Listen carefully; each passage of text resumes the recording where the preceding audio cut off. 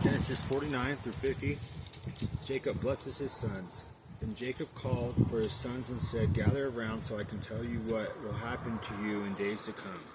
Assemble and listen, sons of Jacob. Listen to your father Israel. Reuben, you are my firstborn, my might, the first sign of my strength, excelling in honor, excelling in power. Turbulent as the waters, you will no longer excel. For you went up onto your father's bed, onto my couch, and defiled it." Simon and Levi are brothers. The swords are the weapons of violence. Let me not enter their council. Let me not join their assembly. For they have killed men in their anger, and hamstrung oxen as they pleased. Cursed be their anger, so they're fierce, and their fury is so cruel. I will scatter them in Jacob, and disperse them in Israel. Judah, your brothers will praise you. Your hand will be on the neck of your enemies. Your father's sons will bow down to you. You are a lion's cub, Judah. You return from the prey, my son. Like a lion, he crouches and lies down like a lioness. Who dares to rouse him?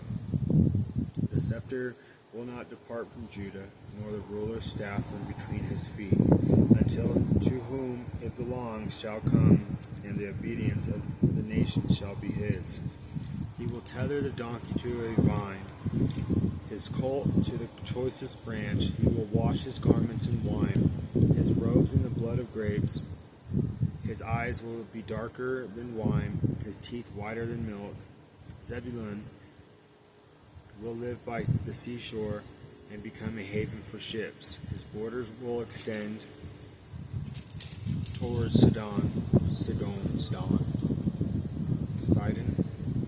Ishar is a raw-boned donkey lying down among the sheep pens. When he sees how good is his resting place and how pleasant is his land, he will bend his shoulder to the burden and submit to forced labor. Dan will provide justice for his people, and one of the tribes of Israel. Dan will be a snake by the roadside, a viper along the path, that bites the horse's heels so that the rider tumbles backwards. I look for your deliverance, Lord. Gad will be attacked by a band of raiders, but he will attack them at their heels. Asher's food will be rich. He will provide delicacies fit for a king. Naphtali is a doe set free that bears beautiful fawns. Joseph is a fruitful vine near a spring, whose branches climb over a wall. With bitterness archers attacked him. They shot at him with hostility, but his bow remained steady. His strong arm stayed limber because of the hand of the mighty one of Jacob, because of the shepherd, the rock of Israel, because of your father's God, who helps you, because of the Almighty who blesses you. With blessings of the skies above, blessings of the deep springs below, blessings of the breast and the womb. Your father's blessings are greater than the blessings of the ancient mountains, than the bounty of the age-old hills. Let all these rest on the head of Joseph, on the brow of the prince among his brothers. Benjamin is a ravenous wolf. In the morning he devours the prey, in the evening he divides the plunder. All these are the 12 tribes of Israel, and this is what their father said to them when he blessed them, giving each the blessing appropriate to him, the death of Jacob. Then he gave them these instructions: I am about to be gathered to my people. Bury me with my fathers in the cave in the field of Ephron and Hittite, the cave in the field of Machpelah near Mamre in Canaan, which Abraham bought along with the field. As burial place from Ephron the Hittite, there Abraham and his wife Sarah were buried. There Isaac and his wife Rebekah were buried, and there I buried Leah. The field of the cave in it were bought from the Hittites. When Jacob had finished giving instructions to his son, he drew his feet into the bed, breathed his last and was gathered to his people. Genesis 50. Joseph threw himself on his father and wept over him and kissed him. Then Joseph directed the physicians in his service to embalm his father Israel. So the physicians embalmed him, taking a full 40 days, for that was the time required for embalming. And the Egyptians mourned from his 70 days.